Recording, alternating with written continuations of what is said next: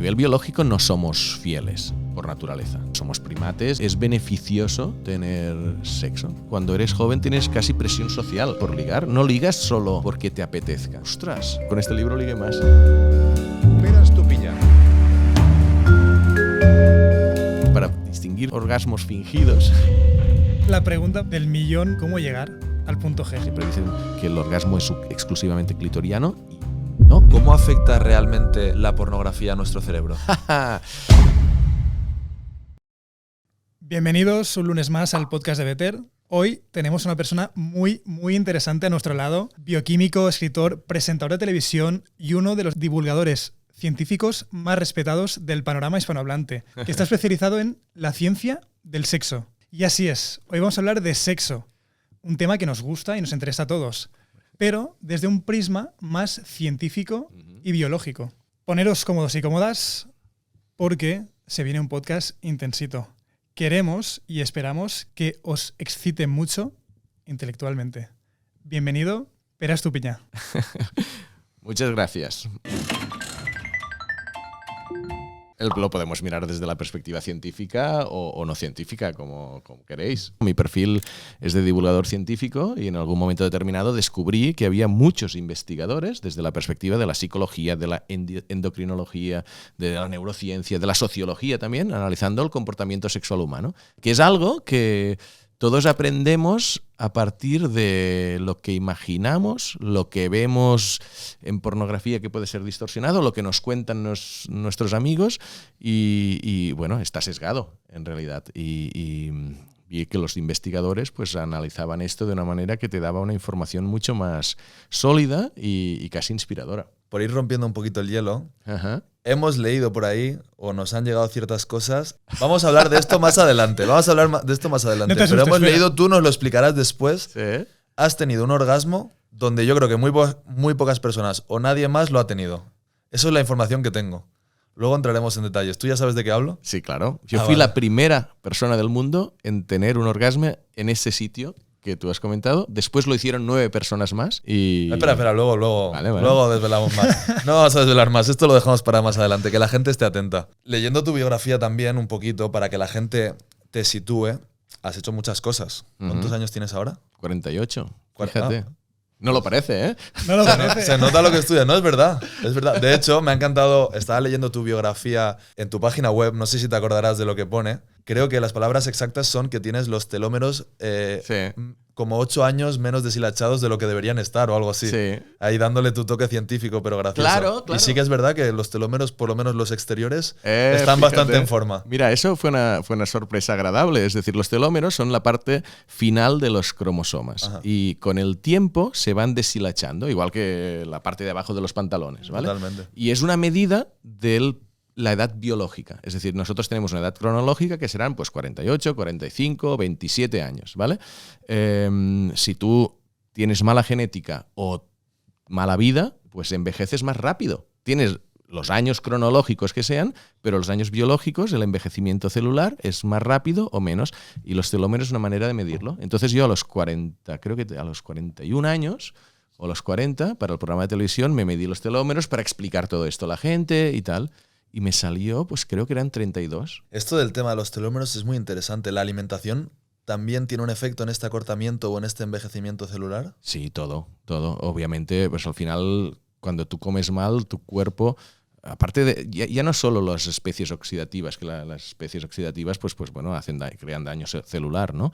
Pero también procesos de inflamación, procesos de digamos, más presión sanguínea que hace que todo el sistema vaya más rápido. Es como si tú tuvieras un coche que lo fuerzas más o lo fuerzas menos. No sería el equivalente del combustible, porque al final solo tienes el coche un combustible, pero sí que haces... Si comes mal, pues todo el metabolismo se ve alterado, se generan desajustes, también en la microbiota, que es muy importante. Entonces, sí, hay más envejecimiento celular. Al final, nuestro cuerpo sí que es una máquina, pero es una máquina más compleja que un coche. Un coche es muy sencillo, porque lo diseñas de manera eficiente para que funcione una cosa por otra. Es como una máquina con una obra de ingeniería más a nuestra medida. El cuerpo no. El cuerpo se ha ido generando durante la historia evolutiva. Hay cosas que no tienen sentido, pero que están. ¿Sabes? Piensa que nosotros estamos programados para acumular mucha energía. ¿Vale? Porque nuestros antepasados no podían comer 3 veces al día. ¿Vale? Entonces, lo que comas, absórbelo. Entonces, veces en algunas, porque aquí está la parte genética, ¿no? En algunas poblaciones donde han vivido más escasez de alimentos, pues ahora tienen más diabetes, por ejemplo. Se acumula mejor la grasa, etcétera. Claro. Totalmente. Entonces, y luego el funcionamiento, ¿no? Y esto se ve en medicina, pues de toda la parte de inflamación que ahora está. Digamos que en los últimos años la microbiota ha sido un gran descubrimiento. Siempre se sabía que había bacterias intestinales que influían en la digestión, pero ahora se ha visto que estas bacterias influyen en mucho más. ¿Vale? Pues desde enfermedades neurodegenerativas, incluso al Parkinson se están viendo cosas, a temas de sistema inmune, pero ahora yo creo que hay algo transversal también que desde la COVID sobre todo se ha visto que tiene un papel muy importante, que es la inflamación. Inflamación a nivel interna, no solo que te das un golpe y estás inflamado. El endotelio, que es la parte que recubre las arterias, por ejemplo, es muy sensible a esta inflamación. La inflamación viene del sistema inmune, es cuando pasa algo en tu organismo, se segrega inflamación para que allí vaya más sangre, vaya más nutrientes, ¿no? Células del sistema inmune para atacar o para reparar, ¿vale? Pero esto al final es un estrés en el órgano que está inflamado y genera más envejecimiento. Entonces hay lo que llaman inflamación crónica, que una mala alimentación también influye. En el COVID, ¿por qué el COVID le afecta al corazón? ¿Sabes? Y dices, sí, eso es algo de respiración. Porque genera un estado de inflamación global del organismo. Y tenía todos estos efectos de long COVID y el mecanismo que de alguna forma conecta todas estas partes, están viendo que la inflamación juega un papel importante. Después de escucharte ahora y después de leer tu biografía, me queda clarísimo, pero igual me equivoco, y esto es algo de lo que nos gusta mucho hablar aquí en el podcast al empezar. ¿Eras el chico listo de clase, sí o no? No, bueno, era de los listos, pero nunca había sido el que más. Vale. No. ¿Cómo eras tú? Yo era un chico muy convencional, en realidad. Además, yo creo que con muchas inseguridades, porque era el típico que yo ahora llevo lentillas, pero tenía de pequeñito, ya tenía gafas, ¿vale? Y entonces pegué el estirón, digamos, rápido, pero era como muy delgaducho, no se me daba. Me gustaba jugar a fútbol y a balonmano que jugaba, pero no es que se me daba demasiado bien. Ahora, después se me empezó a dar mejor a medida que vas, pues generando un poco como de músculo, pero al principio era pues como un tiparraco con las gafas. Yo soy de un pueblo que se llama Tortosa, en el sur de Cataluña, es una zona muy bonita a nivel rural, pues allí me crío, voy a la escuela, al instituto, y me voy a estudiar química a Tarragona, porque está cerca, porque se me daba bien la química. Y hasta allí todo normal, ¿no? Y bueno, allí sí que estudio de verdad, y me saco la carrera en 4 años, en el plan nuevo, todo muy bien. Me ofrecen trabajar en una fábrica de plaguicidas. Bueno, pues un chico listo que pues había una plaza allí que con muy buena proyección laboral. Yo con 21 años digo, me voy a trabajar en una fábrica de plaguicidas en Flix. Y dije, no, yo tengo que seguir estudiando. Porque no me veo ahora ya directamente como un adulto. No me lo siento ahora. Imagínate entonces. Y de repente empiezo a estudiar bioquímica. Y bioquímica me gusta mucho. O sea, la química me gustaba, pero la bioquímica, que tiene que ver como las proteínas, el ADN. Y empiezo a leer cosas más allá de lo que me explican los profesores. Toda la parte de selección natural, historia evolutiva. En ese momento la ingeniería genética empezaba a vislumbrar posibilidades, o las células madre, que dices, oye, esto aplicado a la salud tiene mucho potencial, y eran unos inicios, te estoy hablando de hace 20 y pico años. Y allí, me gusta mucho, y allí ya es cuando decido ser científico. Y empiezo mi doctorado, ¿vale? Y nada, un doctorado en genética, investigando los polimorfismos genéticos del alcohol deshidrogenasa. Madre mía. mía. Cuando tú te tomas alcohol, hay unas enzimas en el cuerpo que lo pasan a cetona y aldehído, perdona. Y después hay otras enzimas que pasan el aldehído a cetona, y es la manera que tiene el cuerpo de desintoxicar el alcohol y metabolizarlo. Claro, estas enzimas hay de varios tipos, y en función de tu genética hace que esto vaya más rápido o menos, que se generen más sustancias intermediarias tóxicas y pueda contribuir a daño hepático y tal. Entonces nosotros investigábamos esto. Esto suena bien, 5 minutos, pero la gente ya se empieza a aburrir. Imagínate dedicarle 4 o 5 años a esto. Imposible. Entonces yo después de unos meses dije, me encanta la ciencia. ¿Pero qué es lo que más me gusta fuera de la ciencia? No. Tú quieres llegar al sexo ya, pero no, al sexo llega más adelante. Era broma. No, me encanta la ciencia, pero no me gusta dedicarme solo al alcohol deshidrogenasa. Entonces es cuando me planteé la divulgación científica y empecé. Yo era fan del programa Redes de Eduard Punset, pero les escribí. Esto es un tema interesante, la proactividad. Vosotros tenéis proactividad. Nos encanta. Y yo en varios momentos de mi carrera la he tenido. No esperar a que te llamen, sino dices, ostras, me gustaría estar aquí, pues ir hacia allí, ¿vale? No pensar que eso es un sueño. Decir, a mí me gustaría trabajar de divulgador científico con Eduard Punset. En ese momento yo lo pensé. Digo, oye, pues voy a intentarlo. Y piensas, ¿cómo vas a llegar tú a hacer eso? Bueno, pues que pierdo en enviar un mail, ¿no? Y le envié un mail y al cabo de un tiempo me respondieron y cayó justo en un momento donde estaban buscando personas para ampliar la productora y me dieron una oportunidad de unos meses y la aproveché y trabajé muy bien y ya me contrataron. Y allí es cuando empieza mi carrera de divulgación científica. Con 25, 26 años es empezar a trabajar con Eduard Punset en el programa Redes. Y eso es lo que de alguna forma era inesperado. No estaba dentro de mi trayectoria. Del camino normal de alguien. Del camino normal de alguien, ni que yo lo esperara. Y aquí es cuando giro, pensando que con esa edad, si va mal, puedo tirar atrás. Digamos que ya después de 4 años trabajando con Eduard Punset en Redes, allí sí que me voy a Estados Unidos y me voy a Boston con un fellowship de periodismo científico en el MIT, que es una universidad muy prestigiosa, y empieza, digamos, mi carrera más autónoma o freelance. Y escribo mi primer libro, trabajo en el NIH en Washington, me empieza a ir muy bien. Y después ya en 2011 empiezo a escribir este libro. Y bueno, después empiezo a hacer mi programa de televisión en Televisión Española, hasta llegar hasta mi granito, que es estar aquí con vosotros. Pero aquí hemos venido a hablar de sexo hoy. Vale. ¿Y en qué momento tú dices, me interesa el sexo? El sexo, obviamente, desde un punto de vista científico. Claro. El otro fue en la adolescencia, seguramente. Claro, el sexo nos interesa a todos, unos más, unos menos. A mí siempre a nivel personal. ¿Te llama la atención siempre, sí? Sí.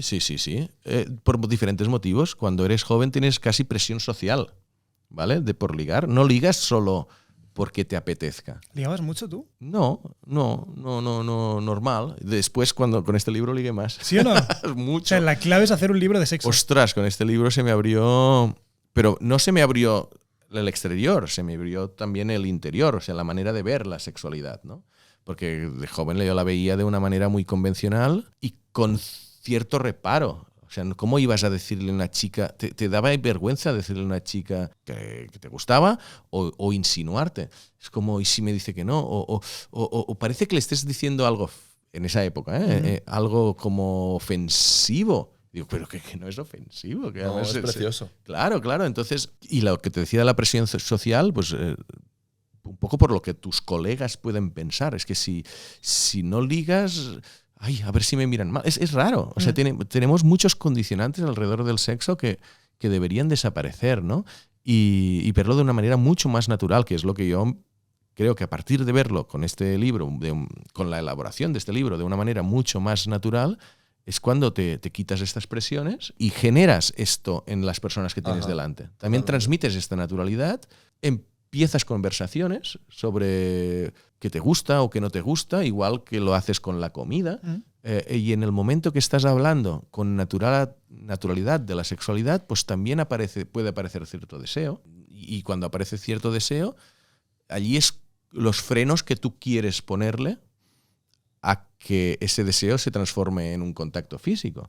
Porque claro, ¿y estos frenos de dónde vienen? Pueden ser, no, es que tengo novia o tienes novio. Bueno, eso puede ser un freno, pero a veces hay frenos que no tienen mucho sentido. Es como esa vergüenza es decir, o el que pensarán. Es decir, a ver, si estás en un momento donde se ha generado un deseo, aparece cierta fantasía, nos sentimos a gusto, hay fluidez... Sí, o sea, el comportamiento sexual, esto ya es, si me pongo técnico, es lo que llaman el dual control model, ¿no? El modelo de control dual, que nos comportamos por excitación y por inhibición. Es muy básico, pero es lo que se utiliza, uno de los modelos que se utilizan en sexología para analizar nuestro comportamiento. nos comportamos no solo por lo que tenemos ganas de hacer, sino por los frenos que tenemos, y pueden ser frenos sociales de todo tipo. Tú puedes ligar una noche y si eres chico no vas a pensar que esta chica te va a hacer daño normalmente, pero una chica sí que con un desconocido puede decir, a ver, tengo ganas, pero me inhibo porque quizás me hace daño o algo, ¿no? A medida que se van desapareciendo estas inhibiciones, pues digamos que vas teniendo un comportamiento sexual mucho más natural y amplio y diverso, ¿no? En un congreso de neurociencia en Washington, D.C., en la sesión de pósters, conozco una chica que está estimulando el clítoris de las ratas con un pincel. Pues este vídeo lo grabé 1 año y medio después de conocer a la chica esta, que se llama Maite Parada, de origen uruguayo, que estaba en la Concordia University de Montreal, donde me explicó que estaba dando diferentes combinaciones hormonales a las ratas para ver cuándo les gustaba la estimulación del pincelito. Entonces yo escribí un artículo sobre eso en el blog que tenía en El País. Después, cuando publiqué mi primer libro, salí que sí en Buenafuente y en otros lados, y me preguntaban siempre por esto. Un día que estaba con la novia que tenía en ese momento, estamos teniendo relaciones, y en el momento del orgasmo, ella, vi cómo se le dilatan las pupilas. Yo, friki que soy, me quedé pensando por qué se le han dilatado las pupilas en el orgasmo.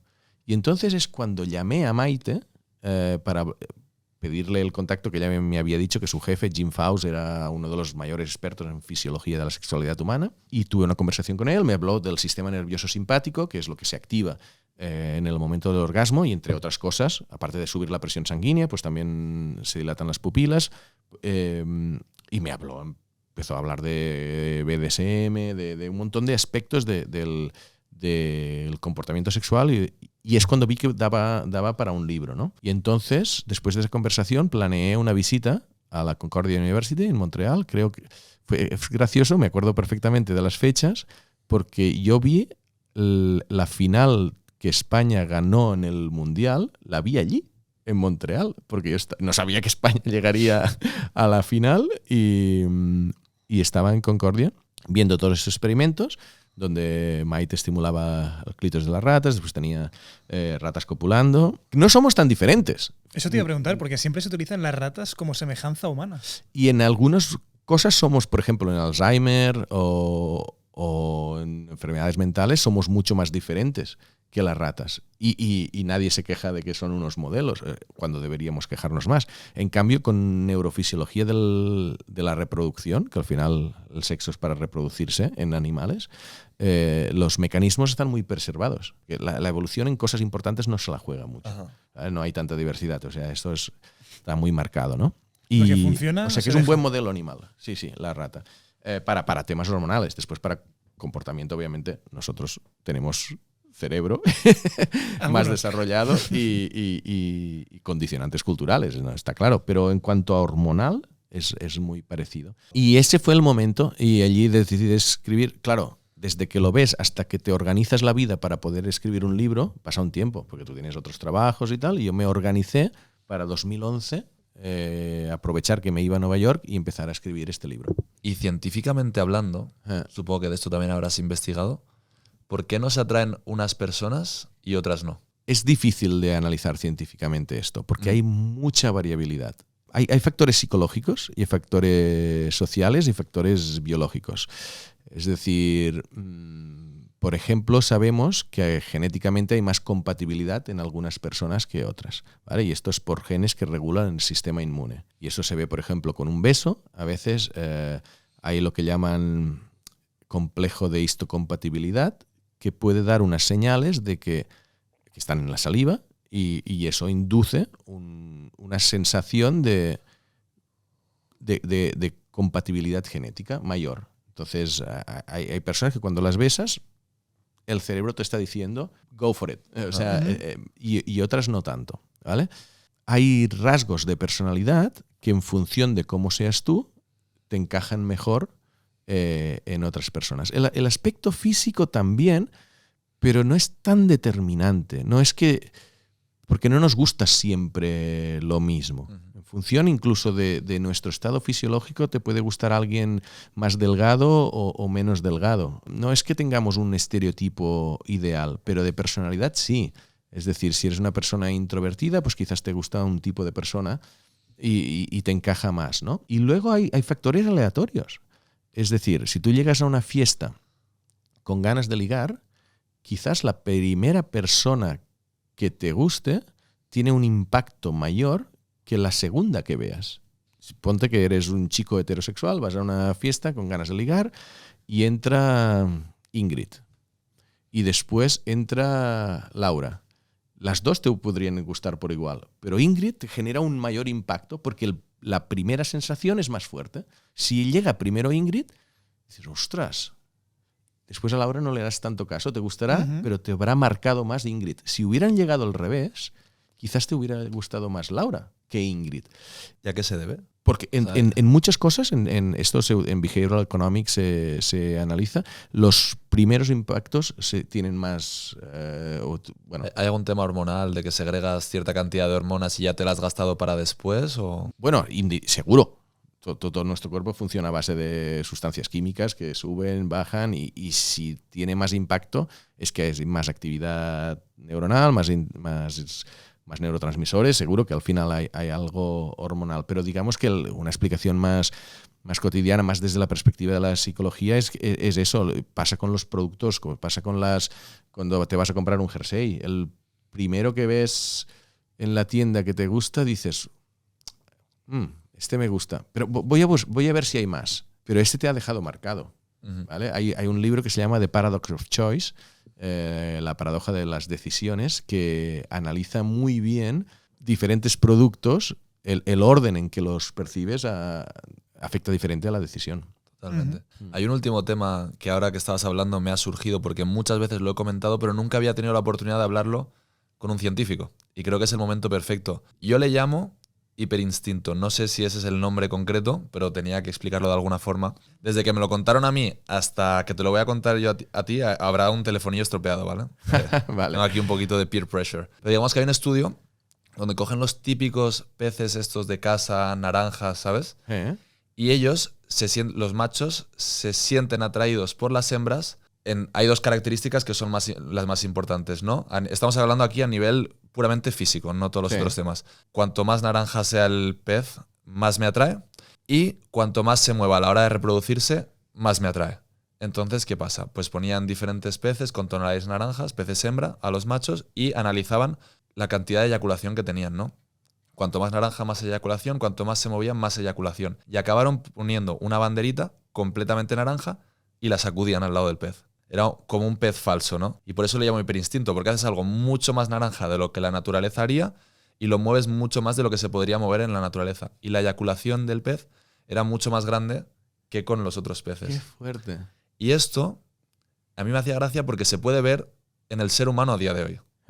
Con prótesis en los pechos, inyecciones en los labios. La gente se licua en Photoshop en sus fotos para tener una cintura estrecha y una cadera ancha. Y nos sentimos pestañas más largas que son postizas también. Y muchas personas se sienten atraídas hacia este tipo de cosas de forma, una vez más, un hiperinstinto, porque no estás siendo atraído por unos pechos naturales o una mujer. Que no me quiero posicionar aquí ni a favor ni en contra, ni estoy posicionado, no tengo ni idea. Pero digamos que algo que no es natural, por así decirlo, te atrae aún más de algo que sí que es natural. Sí, aquí tengo un montón de cosas a decir. O sea, por un lado esto de los Darwinian buttons, ¿no? Los botones darwinianos que tocan una parte muy primitiva de tu cerebro que está codificada para que te gusten estas cosas, ¿no? Pero yendo atrás, te complemento lo de los peces naranja. Había un estudio que se veía cómo algunas especies de peces, los machos, se aproximaban a depredadores. Cuando había una hembra delante, se aproximaban a depredadores y la hembra elegía al macho que más se aproximaba sin ser comido, porque demostraba ser el más fuerte. O sea, en la naturaleza los machos siempre están demostrando, las hembras demuestran señales de fertilidad y un color naranja intenso es que es más fértil, seguro, pero los machos demuestran también, buena carga genética. Sea con más endorfinas, o con más músculos los primates, o con una cola real, una cola los pavos reales más grande, porque si tienes una cola grande y sobrevives a los depredadores es que estás muy fuerte, ¿vale? O aproximándote a los depredadores. Y luego lo del instinto así, de la banderita, me recordaba también una cosa que pasa curiosa con las hormigas. Las hormigas, cuando muere una hormiga, segrega unas sustancias químicas y las otras hormigas la cogen y se la llevan a un sitio determinado, ¿vale? Hubo un experimento donde a hormigas vivas les pusieron esta sustancia química encima y las otras hormigas las cogían y se las llevaban al sitio como si estuvieran muertas y la hormiga moviéndose, pero como no tienen conciencia, que es todo instinto, todo mecánico, pues ellas reaccionaban a la señal química que estaban. Entonces, nosotros tenemos una parte de nuestro comportamiento, quizás de manera inconsciente, nos condiciona más de lo que pensamos, ¿vale? Y estos labios que quizás de manera racional dices, uy, ¿por qué? A ver si son postizos, pero te tocan allí dentro y te atraen. O esas caderas anchas, o en el caso de mujeres. O hablamos de hombres también, hombres, sí. Claro. O esas, a veces esas mandíbulas grandes que indirectamente codifican testosterona. Hay factores que de manera inconsciente, no diría irracional, porque al final lo conoces, pero de manera muy sutil están generando más o menos atracción. Luego, lo bonito que tenemos los humanos es que no nos guiamos solo por esto, no nos guiamos solo por instintos, ¿vale? Es decir, pues tenemos la capacidad de ir más allá y pensar en aspectos no puramente reproductivos y ver criterios de personalidad que nos gusta o no. Dices, pues bueno, te puedes plantear, pero ¿qué piensa a nivel político? ¿Sabes? Que no tiene nada que ver con la capacidad reproductora, pero ¿qué piensa a nivel político? Y te dice, pues ostras, es de este partido político, pues no lo toco ni... ¿Vale? O la parte más racional quizás entra aquí en juego. Y yo creo que tenemos que utilizar la parte racional. Tenemos que dejarnos llevar. Cuando decidimos racionalmente dejarnos llevar, entonces sí, disfrutar de nuestros instintos y quitarnos todos los frenos y prejuicios que tengamos y disfrutar mucho de la sexualidad porque es muy bonita. Pero la decisión de dejarnos llevar tiene que ser racional, no puede ser instintiva, ¿vale? Yo es mi manera de verlo. Hablamos de dejarnos llevar y hay un tema también muy dual en la sociedad, que hay una polaridad de opiniones. Y me gustaría preguntarte si biológicamente, a nivel científico, se cree que el ser humano es monógamo. Que monógamo es diferente que fiel. Son dos cosas totalmente diferentes. A nivel biológico no somos fieles por naturaleza. Esto es obvio, somos primates y sí que tenemos una cierta carga de monogamia en el sentido de... Todo esto está regulado por si nuestros hijos o hijas van a necesitar el cuidado de ambos progenitores o no. No en la sociedad actual, sino en nuestros antepasados, ¿vale? Y en nuestros antepasados los niños nacen muy indefensos y necesitan el cuidado de ambos progenitores. Entonces, cuando esto ocurre, la naturaleza genera monogamia. Esto con las aves ocurre, ¿vale? Entonces, sí tenemos tendencia a formar parejas estables. Ahora bien, ser fieles, eso no hay ninguna especie. Ni los pájaros, ni los... ¿Y los pingüinos? Una cosa es que tengan siempre la misma pareja y que cuiden los huevos de esa pareja. Pero cuando se encuentran los albatros también, que se parecía que los albatros eran el ejemplo de... Pues no, pues también son infieles. Entonces, pero no nos tenemos que necesariamente que guiar por eso. Nosotros las normas las... Hay una carga cultural después. Claro, nosotros las normas...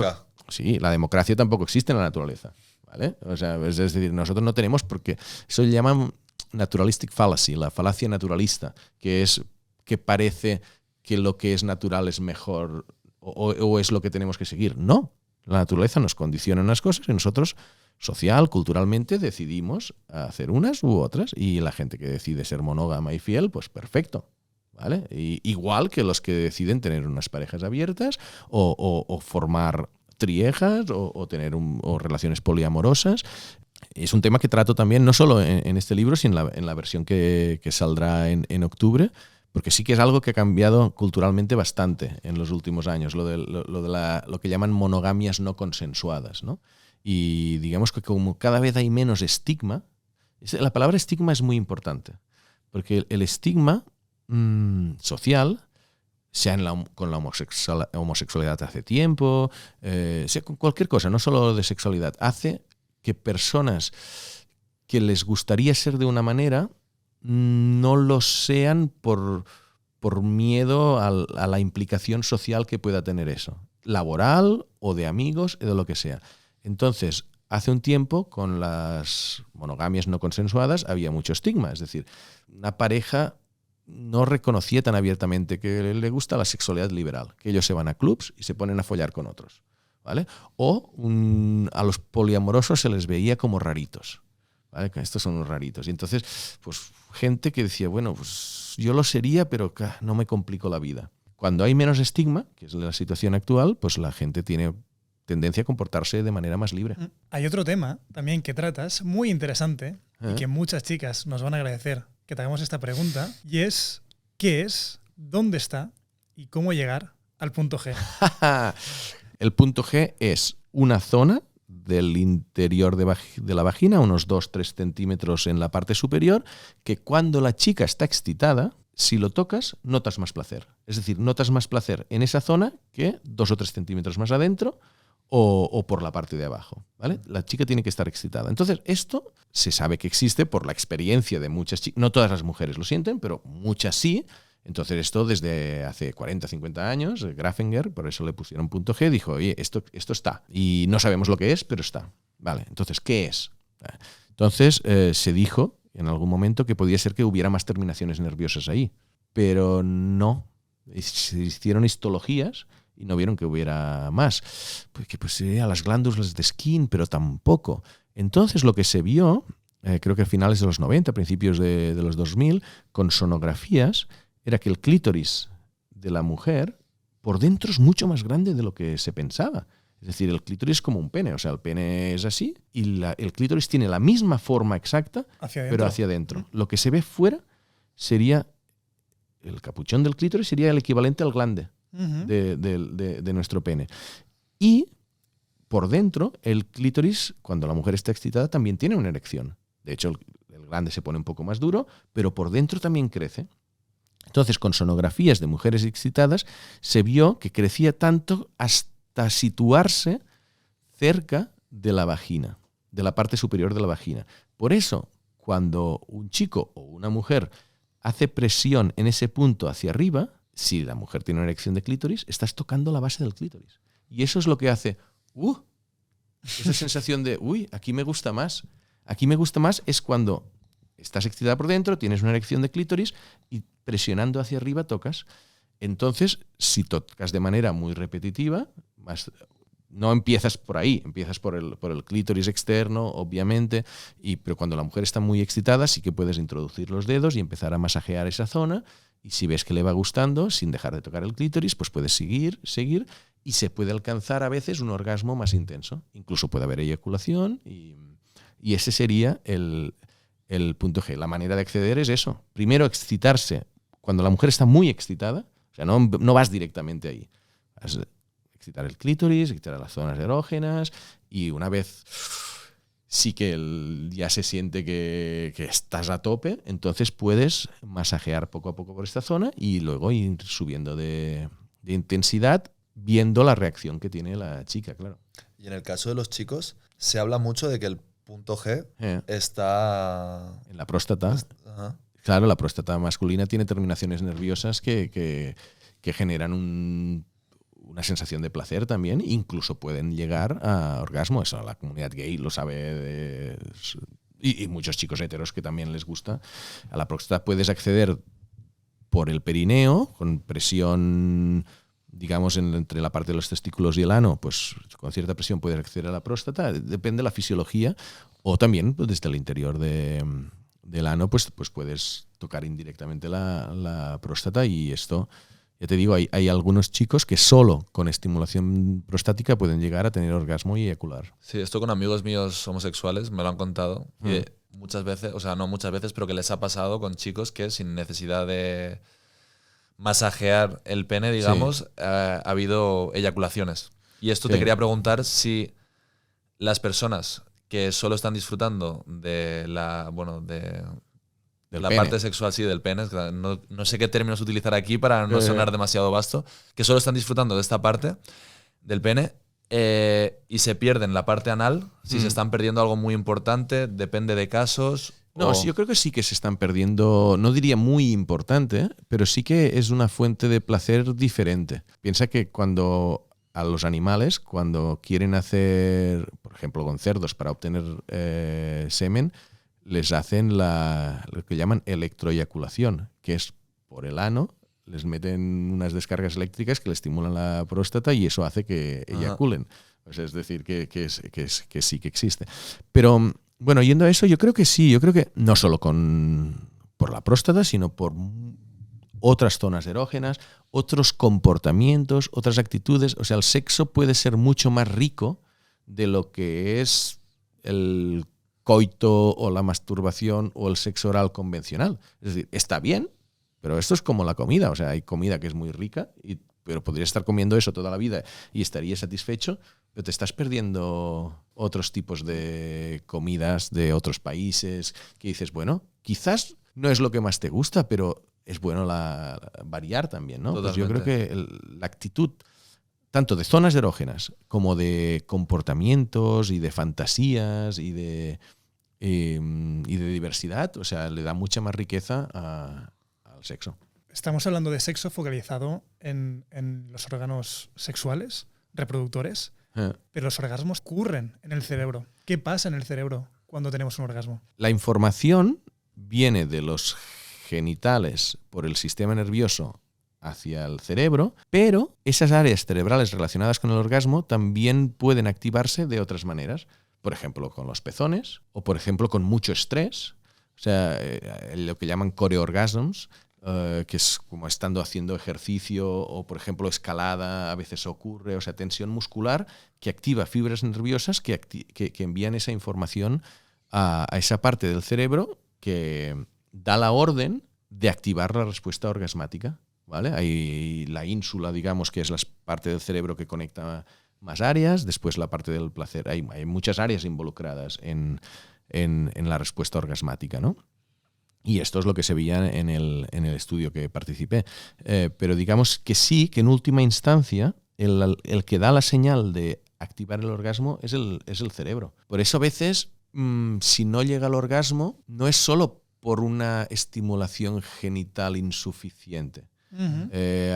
Hay una sensación de tensión global. Por ejemplo, los que practican BDSM, uh-huh, o hay chicas, por ejemplo, que les cuesta llegar al orgasmo y de repente si gritan o si se mueven y tal, generan un estado fisiológico en el cuerpo que le genera más tensión no es solo genital, al cerebro, a todo el cuerpo en general, y eso facilita la llegada del orgasmo. ¿Y qué sentido biológico tiene sentir tanto placer en ese momento? Mira, esta es una gran discusión porque biológicamente hay una duda de si el orgasmo femenino tiene sentido o no. O sea, el placer sí, te tiene que gustar el sexo, ¿vale? Y en los machos tiene que llegar una eyaculación. Por tanto, tiene que estar gustándote lo que haces y no querer parar hasta que llegue ese premio final, que es el orgasmo y la eyaculación, porque es que si no sale semen, allí no hay reproducción viable.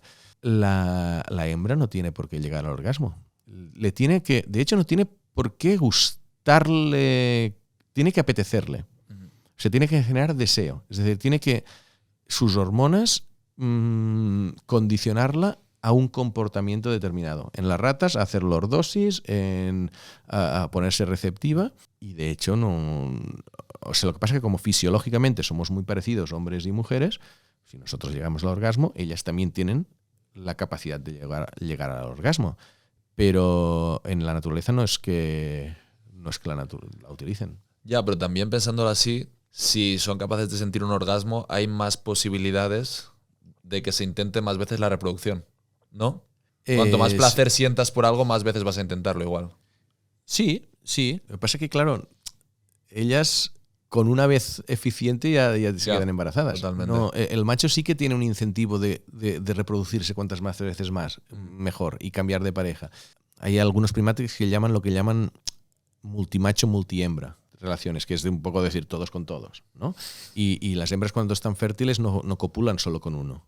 Pero realmente sí que necesitan que les guste y necesitan sentir sobre todo esos condicionantes biológicos, comportamentales de deseo sexual, pero el orgasmo, bueno, está en discusión de si tiene una función. Podría ser, pero no está muy claro, porque hay infinidad de especies donde las hembras no tienen orgasmos. Cuando hay un orgasmo a nivel cerebral, ¿es el mayor momento de actividad del cerebro? Sí.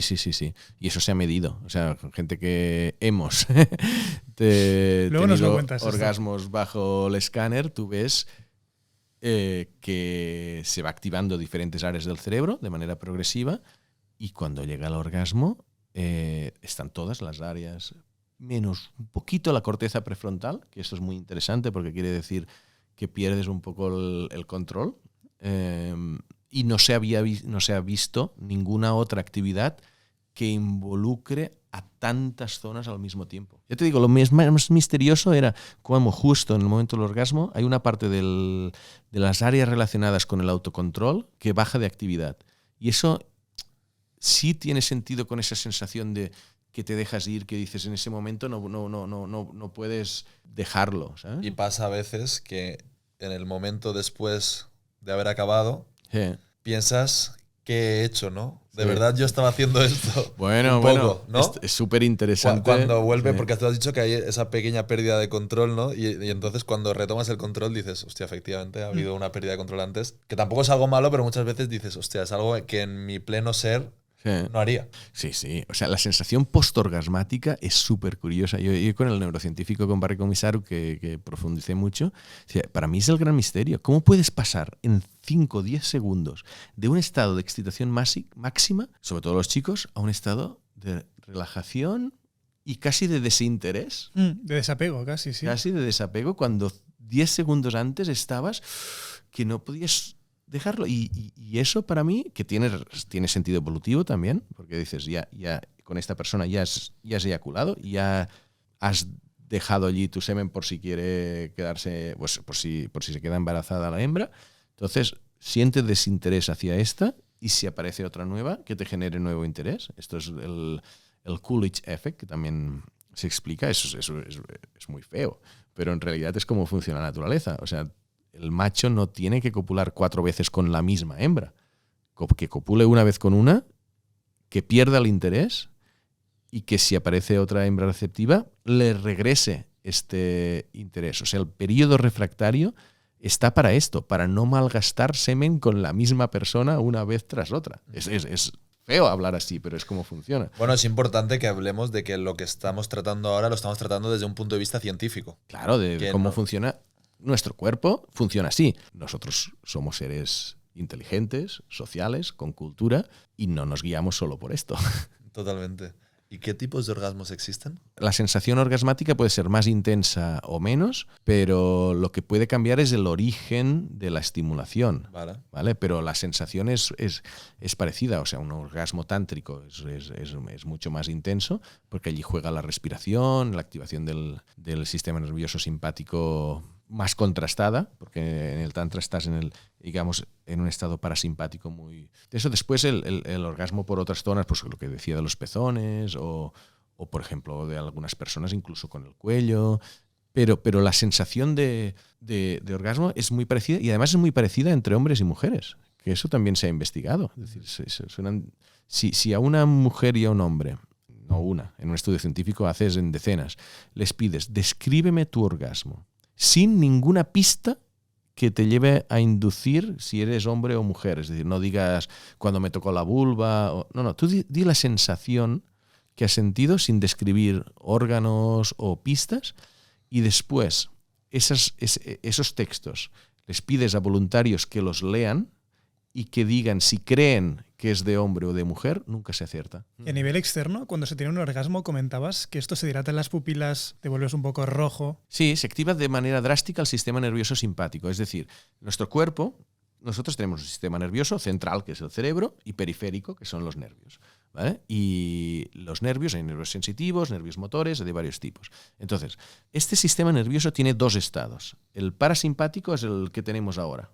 Estamos relajados, entonces ese sistema nervioso le está diciendo a los intestinos que se muevan normalmente, que hagan la digestión, los músculos están relajados, el ritmo cardíaco está bajo, las pupilas están normales, todo funciona de manera... Pero como resulta que esto años atrás podría ser la sabana y de repente aparecer un león, nosotros tenemos que tener una reacción rápida en caso de amenaza de levantarnos inmediatamente y escapar. Y eso es una activación de lo que es el sistema nervioso simpático, que es como otro estado del sistema nervioso que dice, no, ahora la digestión no es importante, ahora que la sangre vaya a los músculos para poder correr, que los bronquios se dilaten, que las pupilas se dilaten también para poder ver mejor. En el orgasmo se produce esta hiperactivación del sistema nervioso simpático. Por ejemplo, la tensión, el ritmo cardíaco se acelera, la tensión sanguínea también sube a niveles de 20, o sea, todo el cuerpo se dispara. De hecho, para distinguir orgasmos fingidos, se podría aplicar. Es decir, si una chica se pone a gritar, un hombre es más difícil que finja un orgasmo. Yo he fingido. Pues os lo explico. Después nos cuentas. Sí. Las picantes. Pero... Mira, ya tenemos ahí una picante. Nos las estás poniendo en bandeja, ten cuidado. Claro, pero eso, si una chica empieza a gritar y tal, pero tú ves que pues si no tiene el ritmo cardíaco alto. O sea, tienes que ir tocando aquí. Y no tiene las mejillas rojas de la subida de presión. Esos puntitos a veces son microcapilares que se rompen cuando la tensión sanguínea o ese enrojecimiento de aquí es por la tensión sanguínea. Entonces, si no hay estas señales, si no tiene la pupila dilatada, puedes sospechar. En el próximo, abre los ojos. Te voy a decir que creo que hay que ser muy científico. Hostia, tenía esperanzas de irme aprendido, pero creo que hay que ser muy científico para poder apreciar este tipo de cosas. Claro, bueno. Le pones el Apple Watch ahí con las pulsaciones, le abres bien las pupilas. Ostras, qué bueno, es verdad. Es verdad. Se podría ¿Tú has detectado medir. algún día un falso orgasmo? Claro, tío, da miedo, una vez lo pensé, lo dije y se enfadaron, que no. Y yo lo dije de manera muy natural. ¿Y basado en ciencia? Sí, yo pensé, también por la reacción y por tal, yo pensé que lo había fingido. Y después dije, oye, no, a mí me da igual, pero ¿fingiste el orgasmo? Porque todas las chicas te dicen que siempre han fingido algún orgasmo. No todas, pero muchas que sí. Y hay estudios sobre motivos por los que se finge el orgasmo y puede ser para acelerar el orgasmo tanto de ellas como de ellos, a veces porque les gusta, lo hago porque les gusta, o para terminar rápido, digo, yo ya estoy a gusto que termine ya y tal, o sea, hay varios motivos. Y se ofendió un poco, diciendo que no había fingido y que cómo podía pensar eso y tal. Bueno, vale. Hombre, ¿tienes las pupilas no dilatadas? ¿El corazón te va bastante lento? Sí, bueno, es que con ojos oscuros es más difícil de verlo de las pupilas. Yeah. Pues una vez me pasó algo parecido también. Creo que tú y yo te voy conociendo y somos bastante parecidos en el tema del sexo. Y estaba... Ojalá. No, te veo como así guapetón que debe ligar un huevo. Bueno. Estaba teniendo una relación sexual también y me importa mucho que la otra persona disfrute, que llegue al orgasmo, todo esto, ¿no? Entonces, claro, la chica fingió un orgasmo. Y yo no lo podía saber al 100%, pero tenía bastante claro que me parecía que había fingido el orgasmo, ¿no? Y después, una vez más, con la mayor naturalidad posible para que ella se sintiera cómoda, para ser sincera, porque creo que es importante también que la gente sea sincera, pero que tú les des la oportunidad de ser sinceros, ¿no? Uh-huh. Creo que lo hizo bien porque, bueno, me dijo, ¿pero qué más te da? ¿Qué te importa tanto que llegue al orgasmo? No sé qué, tal. Y le dije, no, es que quiero que disfrutes también. Si hay algo que no estoy haciendo bien, hay algo que a ti te guste, porque también cada persona es un mundo, ¿no? Dímelo, no tengo problema. Tenemos todo el tiempo del mundo. Y no sé si fue al día siguiente o esa misma noche, tuvimos otra relación, hicimos las cosas como a ella le gustaban, pues se abrió, le costó, pero se abrió, me dijo, también lo que a ella le gustaba no era tan común, por así definirlo. Se abrió y tuvo un orgasmo y ahí sí que sentí, noté un orgasmo real. Y al final, bueno, pues hablando y teniendo comunicación y las dos personas siendo receptivas y abiertas, pudimos llegar a un acuerdo y que ella se abriera. Pero me admitió que había fingido un orgasmo. Claro. No, la comunicación en la sexualidad es fundamental. Tampoco es cuestión de pasarse, ¿eh? Los sexólogos también dicen, oye, es que no se trata de hablar de todo con excesiva naturalidad porque le quitas un poquito de magia y no se genera el deseo tampoco. Sobre todo cuando tú hay algo que te gusta mucho o algo, sobre todo, que no te gusta y que sabes que si hacen te va a dar una bajona que te va a impedir relajarte y tener un orgasmo, explícalo. Ajá. Explícalo. Nos cuesta porque es como que nos da un poquito de vergüenza. Y yo lo entiendo, a mí también me daba, ahora menos, pero continúa dando un poco de reparo hablar de aspectos de sexualidad. Es algo muy íntimo, es normal. Pero con una persona que sea, a ver si es pareja estable, que hay muchas parejas estables que no tienen esta comunicación, pero obviamente es más fácil, pero con alguien que estás conociendo, pues parece que lo que normalmente hacemos es ir conociéndonos poco a poco a base de interpretar las experiencias o interpretar las reacciones. Y yo creo que también puede haber un poco de comunicación más clara, sin Sobre pasarnos. todo, pero marcando sí. los límites donde están, que creo que es lo más importante. Sí, lo que pasa es que los límites cambian, ¿eh? Porque en frío y en caliente cambian. Totalmente, pero Por lo de la pérdida de control que has dicho. Claro. ¿Cómo era? El córtex prefrontal era lo que se... El córtex prefrontal. Pero mira, por ejemplo, en los clubs de intercambio de parejas, que algunas personas van en plan, yo no haré nada, voy porque me interesa ver cómo es y cuando estás ahí... y tal. Y cuando están allí, las personas hacen cosas que no pensaban que harían en frío. Hablando de yo no haré nada, mi madre aquí te diría, el que se defiende sin que le acusen, culpable. Bueno, No lo va a negar tampoco, pero... no voy a negar nada y no es culpabilidad. O sea, No, es no, muy lo digo de divertido, broma, es muy lo digo de divertido. broma. Hablando No decía eso, no decía acusando a ti, pero digo que la gente va a un sitio y tú no le has dicho nada de oye, quiero que hagas algo en el swingers, ¿no? En el sitio de intercambio de parejas. Estáis yendo ahí, nadie ha hablado de hacer nada y dice, oye, yo no voy a hacer nada. Oye, pero si aún no te he preguntado.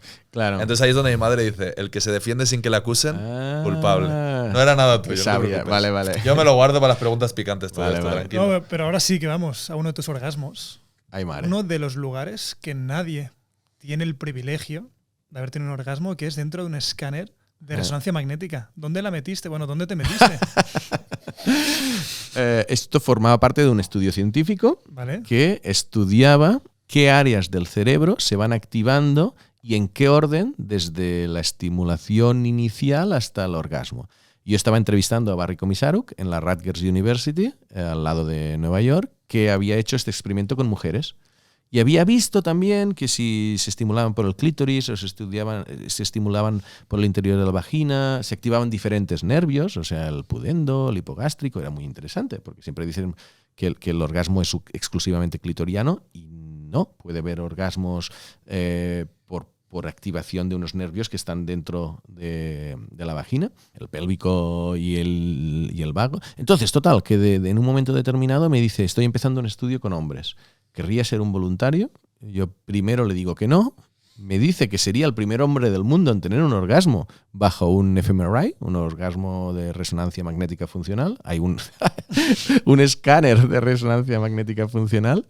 Y pues un par de semanas después estaba ahí cambiándome en una habitación, poniendo una toallita, entrando en el escáner, ellos poniendo cartones en los vidrios de... Porque el escáner es una máquina que está aislada, mucha gente lo habrá visto, aislada porque hay mucha fuerza magnética y tal, de los ordenadores y cualquier...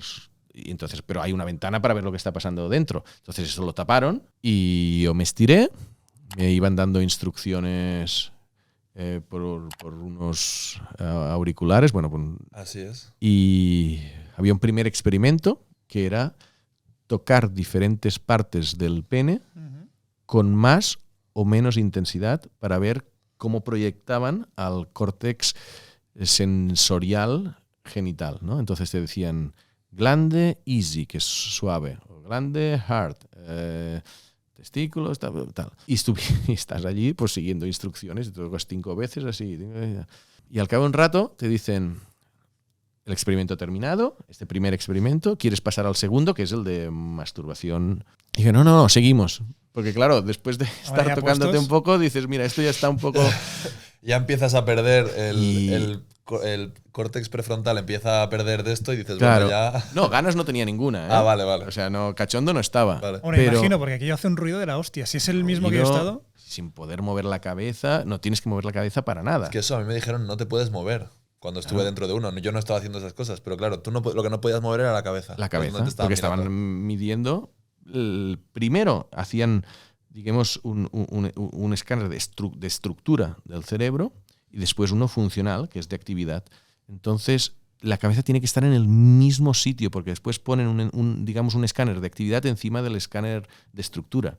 para ver qué zonas. Entonces, claro, si has movido la cabeza, pues ya no concuerdan.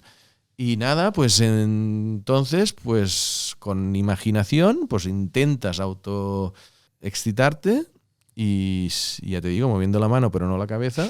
Y tirando pues, de recuerdos, ¿no? Seguramente. Tirando de recuerdos, pues consigues la misión a los 13 minutos. 13 minutos. Y encima te pagaron seguramente, porque estos estudios suelen ser $200. Suelen ser pagados, sí, joder. Sí, no Es la estuvo única mal. vez que te pagarán para Sí, menear algo. en realidad sí. Pero, y claro, y ahora que ya estabas en la faena, ¿duraste 13 minutos porque quisiste? ¿Te iban hablando mientras estabas en la faena para algo más? No, O- fue lo que duró. O sea, Vale. es lo que después del resultado me dijeron. O sea, yo creo que en condiciones normales podría haber ido mucho más rápido, ¿vale? Pero Claro. que en esas condiciones Sin moverte. es incómodo, no. O sea, primero tienes que tener una erección. Sí, No totalmente. es fácil en Es esas lo que me condiciones. parece más difícil de todo a mí. Claro. Pues nada, te quiero decir que de momento la conversación me está gustando muchísimo. Ajá. Me está pareciendo muy interesante y es muy bonito, creo, enfocar estas cosas tan cotidianas, pero al mismo tiempo un poco tabús, desde un punto de vista científico. Mm. Es muy interesante. Ahora vamos a pasar a hacer varias preguntas un poquito más rápidas sobre amor y sexo, que son curiosidades, creo, un poco de toda la sociedad y que algunas también nos ha ayudado a escribirlas ChatGPT. Ah, fíjate, muy Nos bien. está ayudando, es uno de nuestros redactores que nos está ayudando y hace muy buenas preguntas, así que vamos a entrar aquí a las preguntas un poquito más rápidas y un Vale. poquito más curiosas. Vale. Queremos responder también preguntas que son como preguntas generales, pero que no se sabe muy bien la respuesta. Y teniendo un experto como tú aquí adelante, pues tenemos que aprovechar para tirarte Vale. el máximo de preguntas posibles. A ver. Primero, empezando, me gustaría también no solo hablar de sexo, sino también hablar de amor. ¿En el cerebro es lo mismo sexo que amor? No. Aquello que dicen que se puede diferenciar sexo de amor, ¿es verdad? Sí, claro. O sea, el sexo es un... A ver, sexo es deseo sexual, ¿vale? O sea, sí que obviamente se pueden confundir. Que el amor a nivel de pareja, aunque haya personas que ahora dicen, pero ¿qué dice este? No es tan diferente el amor a tu pareja que el amor a alguien de tu familia. ¿Qué pasa? Que con tu pareja tienes relaciones sexuales, obviamente, pero esa sensación de querer en realidad no es tan diferente, porque tú cuando amas a una persona no es por lo que sientes en ese momento, es por lo que has vivido juntos, por las perspectivas de futuros, los planes de futuros que imaginas, y tú puedes estar discutiendo con tu pareja, pero la quieres igual. Obviamente. Igual que puedes discutir con tu hijo, pero la quieres igual. Es un amor que yo no veo tan diferente. Luego está... Y esto es, como digo, amor romántico, que se dice romántico, pero podría ser amor general. Luego está el deseo sexual, que eso tienes hacia tu pareja y a otras personas con las que no tienes amor. ¿Vale? ¿Y qué pasa? Que en la pareja están las dos cosas. En el momento del enamoramiento, allí sí, pero eso es una fase más corta. Pero en el momento del enamoramiento, allí sí que sexo y amor están muy conectados, pero yo no le llamaría tanto amor al enamoramiento, porque es como un amor más egoísta, un amor más posesivo, es un amor más asociado al placer, y allí se mezclan las cosas. Yo creo que el amor romántico de pareja a largo plazo es otra historia. Y que viene un poco más tarde, ¿no? Dicen que el amor quizás llega a partir de los 3-4 años, que realmente es aquello, al principio es enamoramiento, Claro. y luego llega la parte más estable quizás de este enamoramiento. Para amar a alguien de manera romántica, tú tienes que haber vivido cosas, no solo tener sensaciones en ese momento.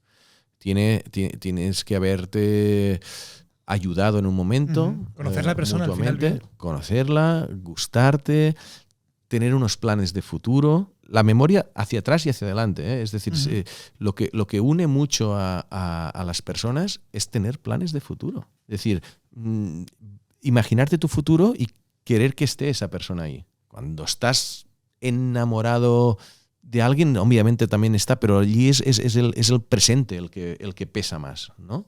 Y yo creo que son tipos de amor diferentes. Bueno, yo y Helen Fisher y otros especialistas. Desde un punto de vista científico, ¿el sexo es bueno para la salud? Sí. No es que sea una cura de nada, ¿vale?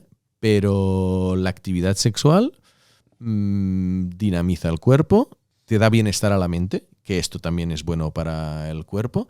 En el caso de los hombres, la eyaculación tiene beneficios para la próstata y tal. Es una activación del sistema cardiovascular. O sea, es beneficioso tener sexo. No, te digo, no es terapéutico, ojalá fuera terapéutico, pero sí es bueno.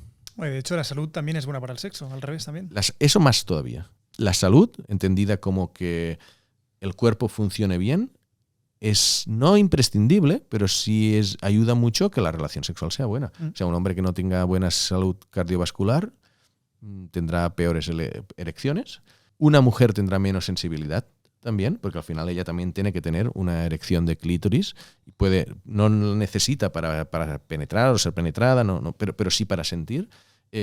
Temas endocrinos, si tú te tomas unos fármacos que te tocan a la parte hormonal, pues puede ser que te desaparezca el deseo, o te desaparezca el placer, o te desaparezca la reacción orgasmática.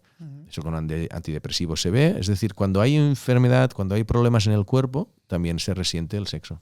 Y hablando de salud también, ¿la alimentación tiene un impacto en tu vida sexual? La alimentación es fundamental para la salud. Es decir, si tú comes sano y haces ejercicio y tienes un cuerpo más fit, pues todo tu cuerpo funcionará mejor y tendrás erecciones más fuertes, tendrás mejor sensibilidad, no te sentirás pesado.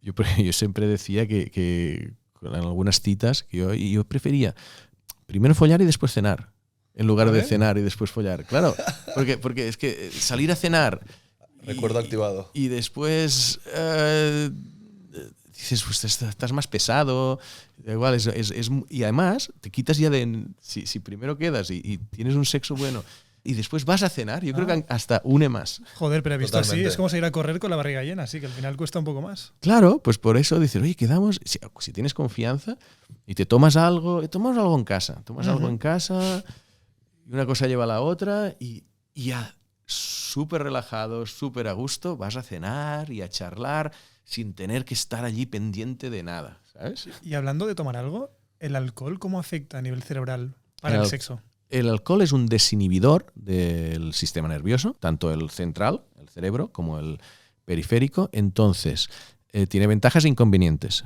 Que sea desinhibidor quiere decir que nos relaja un poco y nos quita miedos o presiones. Nos hace sentir más excitados. ¿Qué pasa? Que pierdes un poco de sensibilidad. Esto, si un chico tiene tendencia a terminar más rápido lo que quiere, le puede ir bien, o sea, dilata el orgasmo. Y las chicas lo saben perfectamente, muchas chicas que cuando van un poco borrachas no hay manera de correrse. Porque el alcohol ha inhibido esa respuesta del sistema nervioso. Por eso, si estás conduciendo con alcohol, tardas más a reaccionar, todo va más lento. Y en este sentido, pues puede, en un exceso, también puede afectar a los nervios periféricos, incluido el nervio pélvico, que es el que hace que fluya la sangre hacia el pene y tener peores erecciones. Tengo una pregunta que creo que es muy de actualidad, creo que es muy curiosa y que a mí me toca de cerca porque he dejado de consumirlo.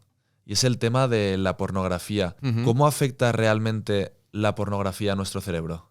Yo lo que he analizado científicamente, los estudios y hay varios que analizan el impacto de la pornografía tanto en el cerebro como en el comportamiento, no es tan grave como a veces se dice. Es decir, ¿cuándo es un problema la pornografía? Yo creo que son dos situaciones determinadas.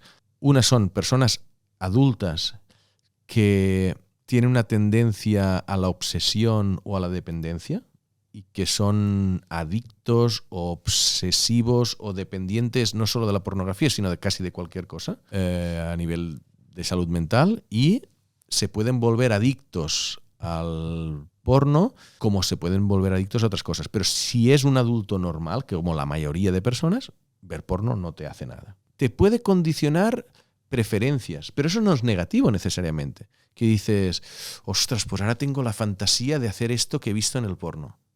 ¿Y no es malo? Si tú dices, mira, es que he visto que eyaculan de esta manera o que hacen esta cosa, me gustaría, bueno, pues oye, pues más imaginación. No es un problema. Cuando sí es un problema, quizás también esa segunda situación es con adolescentes, que su cerebro es más impulsivo, no tienen tanta experiencia, pueden llegar a pensar que lo que ven en el porno es real. Y entonces les puede desde generar frustración o a querer realizar comportamientos un poco abusivos y en adolescentes sí que se ve que tiene un impacto negativo.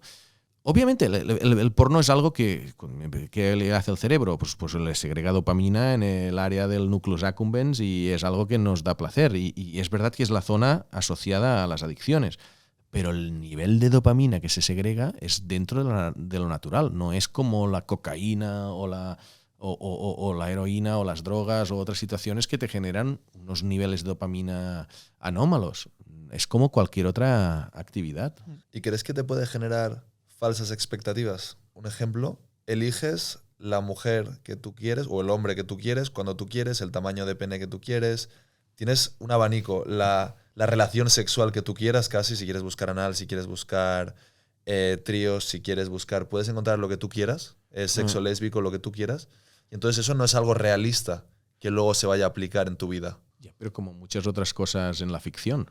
O sea, quizás el problema es si confundes realidad y ficción. Es decir, tú ves un documental de naturaleza en, yo qué sé, en el sudeste asiático y sí puedes pensar, me gustaría ir ahí, pero no te genera frustración no irte de vacaciones el mes que viene al sudeste asiático. Totalmente. Entonces, no sé si es el mejor ejemplo, pero... Tiene sentido, desde luego. Pero sí, yo creo que sí, tú ves cosas que te gustaría hacer. Gente con muy poca experiencia o gente joven, pues sí pueden no distinguir bien esa ficción de la realidad y generarle unas presiones, unas expectativas que si no se cumplen, pero eso se dice, en adolescentes, pues ahora en pornografía todas las mujeres, todas las chicas hacen squirt. Y resulta, ay, es que mi novia no hace squirt. No, es que no todas las mujeres hacen squirt. No todas. Hay algunas que hacen squirt y otras que no. Y si tú solo ves porno y te piensas que todas lo hacen, pues piensas que tu novia tiene un problema. Y ella se siente mal porque no está haciendo lo que hacen en el porno. O el tamaño de pene. O la duración, o las posturas.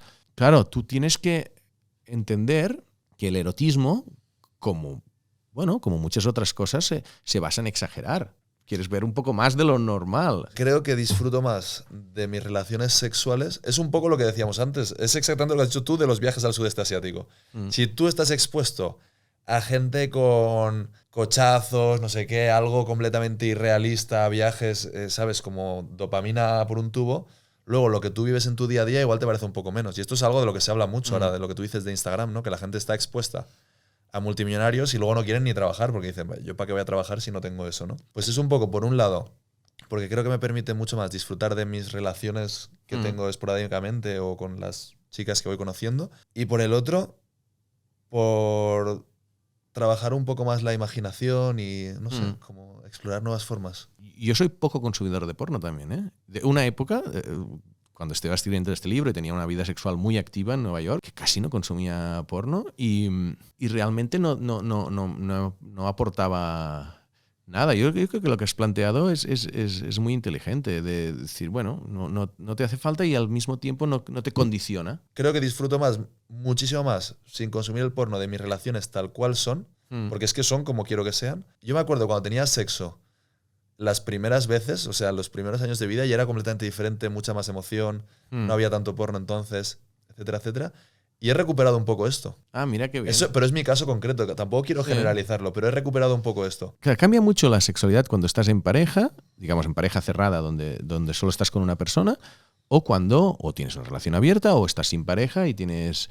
Entonces, hay un tema de novedad, de estímulos, de intriga, de personas que hacen cosas diferentes, que eso cuando estás soltero o cuando tienes muchas relaciones, pues eso ya de por sí es atractivo. Y allí vas descubriendo cosas que quizás no el cuerpo más atractivo es la persona con la que te lo pasas mejor, que te puede gustar más a primera vista, pero que después en el sexo no influye tanto el tipo de cuerpo como la actitud, como la compenetración, como el saber hacer y esa química que pueda aparecer o no.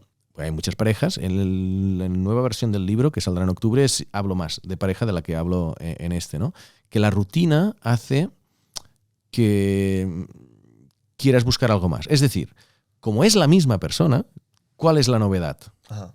Y allí es cuando buscas innovar de alguna manera o O no, o tener un sexo un poco más rutinario que ya te satisface físicamente, pero quizás no te da ese plus de ilusión o de tal, que sí te da pues el conocer a personas diferentes o con la misma persona cuando estás empezando y tienes muchas cosas diferentes a hacer. Pero claro, aquí el reto de las parejas ya, digamos, adultas con monogamia estricta, el mantener el deseo sexual es uno de los grandes retos. Las sexólogas están hartas de ver parejas en estas circunstancias. Hablamos también un poco antes de salir de fiesta a tomar algo.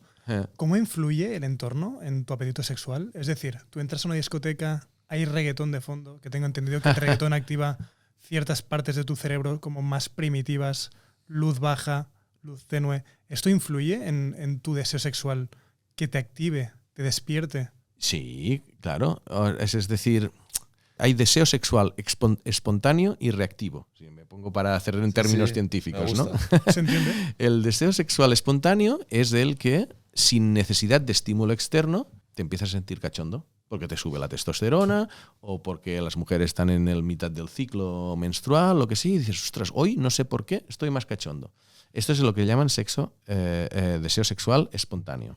Y el reactivo es el que reacciona a los estímulos de fuera. Los dos funcionan, ¿vale? Pero estamos preparados para que si se dan unas circunstancias y además aparezca una persona que nos resulta atractiva, pues aparezca el deseo sexual. Pero no es solo la persona atractiva, es también las circunstancias. Es decir, yo soy hetero, pero aparece una chica convencional, no estaré pensando en sexo. Esa misma chica la conoces en un sitio con una luz tenue y tal y cual y te resultará más atractiva porque tú mismo estarás condicionado a empezar un flirteo.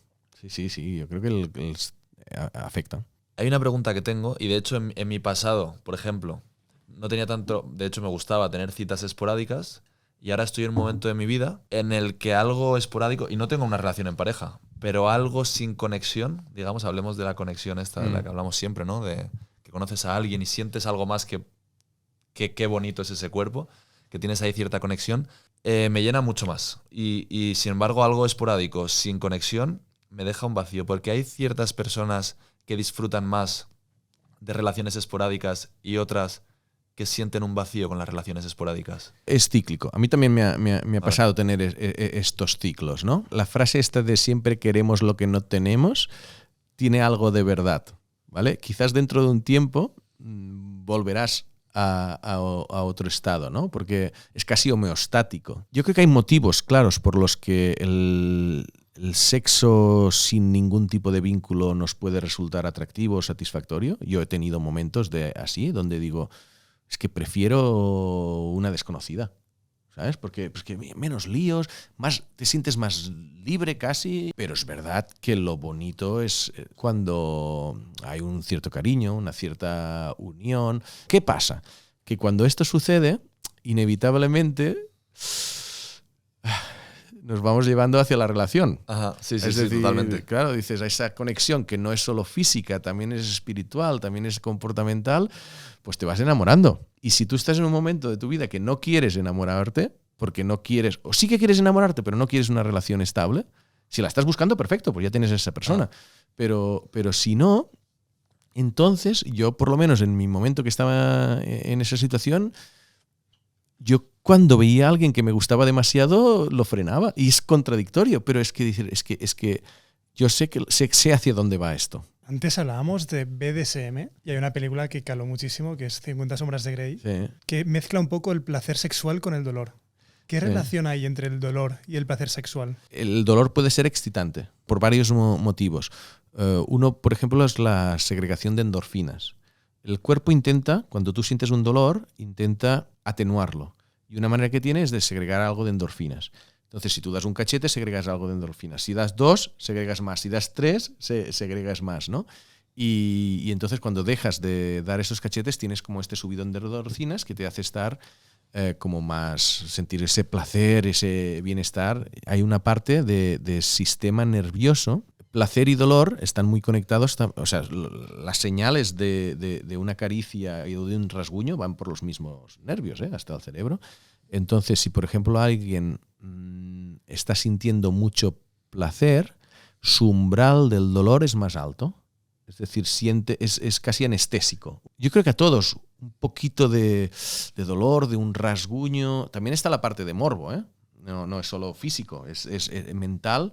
El ver que te están, o sentir que te están arañando, o que tú estás arañando, o que te dan un cachete, o darlo. Ese juego erótico puede resultar excitante por la parte psicológica, no solo física. Pero por ambas, a todos nos gusta un poco eso. Es una cuestión de grado, y hay personas que les gusta mucho, que son los practicantes de BDSM, que realmente experimentan mucho con dolor y luego con la dominancia y la sumisión, que es diferente. BDSM es bondage, dominancia, sumisión y masoquismo. El dolor es un factor, la dominancia y la sumisión es otro. Y esto ya es más psicológico. Es decir, que en una relación sexual haya alguien que es el que lleve el peso de las órdenes, diga lo que se tiene que hacer, y el otro asuma un papel de sumiso. Hay una pregunta que me ha dicho un amigo, que te la pregunte. ¿Qué es esto de que los hombres pueden ser multiorgásmicos? ¿Cómo va esto? Ah, sí, claro, eso es súper interesante. Lo primero es saber distinguir orgasmo y eyaculación. O sea, el orgasmo es la activación de unos nervios que envían una información al cerebro y tal, y la eyaculación es la activación de unos músculos que hacen que se expulse el semen. Esos son procesos fisiológicos diferentes. Están relacionados, pero se pueden separar. Entonces, los que practican el sexo tántrico lo que hacen es, primero están mucho tiempo relajados, acariciándose y excitándose, pero excitando los genitales, pero no el cuerpo, y después se van aproximando muy poco a poco al orgasmo, con la penetración, pero muy poco a poco, de manera que hay un momento que les llega el orgasmo y se frenan, les baja la excitación y vuelven a penetrar poco a poco hasta acercarse al orgasmo. Y en un momento determinado dejan que venga el orgasmo casi con la mínima fricción, como conteniendo la musculatura, estando relajados a nivel corporal, y entonces sienten que se activan los nervios del orgasmo, tienen esa respuesta orgasmática, pero no eyaculan. No se activan los músculos de la eyaculación. Yo a la tercera lo conseguí. No es fácil, pero al tercer intento, de repente notas que sientes el orgasmo, pero estás allí conteniéndote y no eyaculas y no se pierde la erección, ¿vale? Porque no se ha activado claro. Toda la parte de los músculos pélvicos y tal, y de repente sientes la satisfacción de haber eyaculado, pero todavía tienes una erección. Entonces, si quieres, puedes continuar el coito y llegar a esa misma situación y poderlo repetir X veces.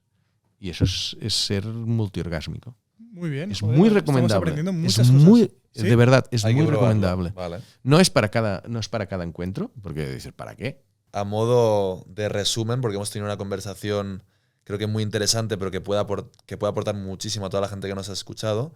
Para resumir un poco todo lo que hablamos, en unas pocas frases, ¿cuáles serían para ti las claves para tener una vida sexual plena? La primera, no tener traumas. Puede ser a nivel de pareja que haya habido una infidelidad, puede ser alguien que no se sienta a gusto con su cuerpo. O sea, de origen psicológico, no tener nada que te moleste, ¿vale? Y si lo tienes, oye, puedes ir a una psicóloga, a un sexólogo, puedes ir y que te ayude a mentalmente estar bien. La segunda sería una buena salud. No es imprescindible para tener sexo, pero sí para tener un buen sexo, pues estar sano. La tercera es una obviedad, pero que se repite muchas veces, pero es importante, es conocerse. Conocerse tanto a ti como a la otra persona. Sí, todos nos conocemos. No tanto. Ponte a prueba, haz un poco de introspección, analiza tus fantasías, las de las otras personas. Es decir, no tener traumas, tener buena salud, conocerse. Yo creo que con estas tres cosas puedes tener una vida sexual completamente satisfactoria. Si la quieres tener muy, muy buena, entonces tienes que explorar. Tienes que intentar superar algunos límites. Tienes que documentarte, leer y atreverte a probar cosas que quizás te pueden gustar o no, pero es lo que te dará un extra de bueno, en tu vida sexual. ¿Qué recomendarías leer? La ciencia del sexo. Obviamente. Buen libro, espera, lo voy a enseñar aquí. En octubre sale una versión reducida y un poco actualizada de este libro. ¿Es para todos los públicos o, por ejemplo, nosotros que no entendemos mucho quizás Sí, es para todos los públicos. O sea, ciencia. lo que pasa con este libro es que esta versión son 480 páginas. Hay algunos momentos que se entra mucho en el detalle científico y quizás no hace falta para algunas personas. No es que sea difícil de seguir, sino que algunas personas dicen, a mí no me importa tanto el detalle científico. No es solo ciencia, hay muchas historias. Y bueno, lo hicimos más corto para esta nueva edición, pero es realmente para todos los públicos. Tengo muchísimas ganas de leerlo. No, te gustará. ¿Hablas del sexo tántrico? Sí. Es que creo que es uno de los temas que me has dejado con más ganas de explorar. Yo, de las cosas que he descubierto en sexualidad, el sexo tántrico yo creo que es la que más me ha afectado. El BDSM no tanto. ¿Afectado a qué nivel? A la manera de tener una... O sea, sobre todo de no darle tanta importancia al orgasmo. O sea, el orgasmo nos gusta a todos, pero las zonas erógenas, el ritmo, y hay veces que no, hay veces que te quieres un sexo mucho más activo y tal, pero te da como una especie de conciencia, una especie de conexión con la otra persona, lo de las respiraciones, lo de las miradas, o sea, que no, es muy interesante. O quizás el orgasmo no es el objetivo, sino es todo lo de antes el objetivo. Los más puristas del sexo tántrico a veces eliminan el orgasmo de la ecuación y dicen que eso les deja con mucha energía. Yo no soy tan purista. Muchísimas gracias, Sí. Pera, por esta conversación. Vamos a pasar a preguntas picantes. Preguntas picantes. ¡Vámonos! ¿Empiezas tú? Venga, va. Nos has dicho detrás de las cámaras que te gusta el picante. México bien, ¿no? Sí. Estados Unidos. Sí. Estados Unidos se come bastante tailandés también, Sí. se come... Perfecto, venga, va. Primera pregunta. ¿Cómo ha influido todo tu conocimiento en tus relaciones sexuales? Bueno, las ha mejorado muchísimo. O sea, de ser un tío heteroconvencional que hacía el sexo básico a tener, digamos, una visión mucho más amplia, mucho más relajada, mucho más natural, a concebir el sexo como algo bonito, que une a las personas, que es una fuente de bienestar y a conocer algunas técnicas que desconocía y que te incrementan el placer. Esta es la primera suave para que te relajaras. Exactamente. Para que cojas Para que estés confianza tranquilo, que cojas confianza y cuando menos te lo esperes, ¡pam! Vamos para allí. Me cago en... Vosotros habéis tenido novias estables en algún momento, ¿no? ¿Habéis sido siempre fieles? Yo esto puedo mirar a la cámara y asegurar que sí, siempre he sido fiel. Cuando he tenido que serlo. Es que va a ser una pregunta complicada porque si me tomo un chupito, lo admito. ¿Sabes lo que te quiero decir? O sea, ya te he contestado si me tomo un chupito. Entonces no me queda otra más que contestarte. Me gusta. Y me gusta ser un tío sincero. No sé si debería ser un tío sincero delante de tanta gente. En mi última relación no. He sido completamente fiel durante toda la relación. Tampoco quiero decir cuál para que la chica no habla muy bien. La chica no habla muy bien español. Espero que no vea este podcast. ¿Ya sabe quién es? Sí, ya he metido todo aquí.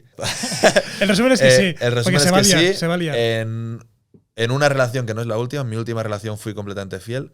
En otra relación anterior no fui fiel en un momento concreto. Es verdad, ya me voy a ofender ya que estoy, que la relación estaba en sus últimos momentos. Pero bueno, no fui fiel y no fui sincero con ella. Y creo que no fue algo correcto. Yo con el tema de la fidelidad, o sea, no de la fidelidad, pero la monogamia, tengo pensamientos igual no tan convencionales, pero creo que sí que es importante la sinceridad en una pareja. Y en ese momento no fui tan sincero. Así que te he contestado. Bien. Y ha sido buena pregunta, ¿eh? Bueno, era como para... Está muy bien. Pero no me has dejado lugar al chupito. Ya. No, pero es buena, me ha gustado. ¿Cuánto dinero ganas aproximadamente y de qué fuentes? Pues yo soy autónomo, entonces mis fuentes son el programa de televisión principales, conferencias, moderación de eventos, en la cadena SER, los libros algo te dan, sí, y luego el teatro que estoy haciendo también. Pero yo creo que pondrés al año 60, 70 mil o algo así. Después quítale, impuestos, autónomos y todo eso. Pero yo creo que andará por ahí. Vale. Muy sincero, me gusta. A ver, no sé. Sí, tampoco bien. es un tema muy tabú. No, pero del sí, Hay dinero. gente, pero- hay no gente quiero que no hablar. se siente nada cómoda y aquí, siendo sinceros, también hay gente que tiene facilidad para mentir sin tomarse el chupito alguna vez con el tema del dinero. ¿Vosotros habéis tenido alguna fantasía homosexual? Como fantasía como tal no, sí que me planteo muchas veces si realmente sería algo que me gustaría. Fantasía como tal no, pero plantearme, decir, hostia, pues quizás. Yo fantasía lo mismo. Igual tan fantasía no. Lo que sí que me he planteado es, oye, ¿hasta qué punto no querer tener relaciones homosexuales es biológico o es cultural? De mi entorno, ¿sabes? No sé cómo se llama. El fenotipo. Es, tanto, Sí. es más el fenotipo, ¿no? Los estímulos a los que he sido expuesto alrededor de mi vida, ¿no? Y ahí he dicho, vale, no he llegado a una conclusión aún, pero, joder, si de verdad es cultural, me gustaría deshacerme de estas barreras que tengo. Y en una ocasión me planteé en un entorno concreto, que era una orgía, que no, acabó por no hacerse, pero casi pasa y dije, bueno, igual podría dejar que pasaran ciertas cosas, ¿sabes? Por probar. Cosas en las que me sintiera cómodas. Luego no pasó, entonces ahí se ha quedado. Pero me gustaría ver eso, hasta qué punto son barreras aprendidas, barreras culturales, barreras de mi educación y hasta qué punto es biológico. Otra buena pregunta. Y Alex, estoy viendo esto, tío. Estamos yendo muy flojos, comparado con él. Sí, estamos siendo muy buenos. Hostia Ahora sí, puta, es que tío. claro, no le conocía cuando he escrito Ya es esto. verdad, tío. No le conocía, no sabía cuánto, claro, científico, la palabra científico intimida. Y estábamos tú y yo. Sí, no sabíamos qué poner. Vamos sí, a ir no. suave porque es científico, Sí, no claro. sé qué tal. No sabíamos hasta qué punto Pero podíamos veo que tú no tirar. te cortas. Así que podemos cambiar alguna de estas. Viendo que tú no te cortas. Me acuerdo de una que era que habías falseado un orgasmo. Ah, sí. En el contexto de sexo tántrico que os explicaba antes, Vale. cuando dices que...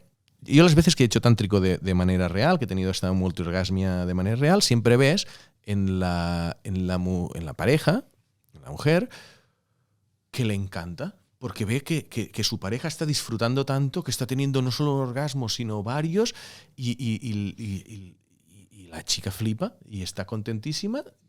Y es normal, a nosotros también nos encanta cuando la otra persona disfruta mucho, ¿no?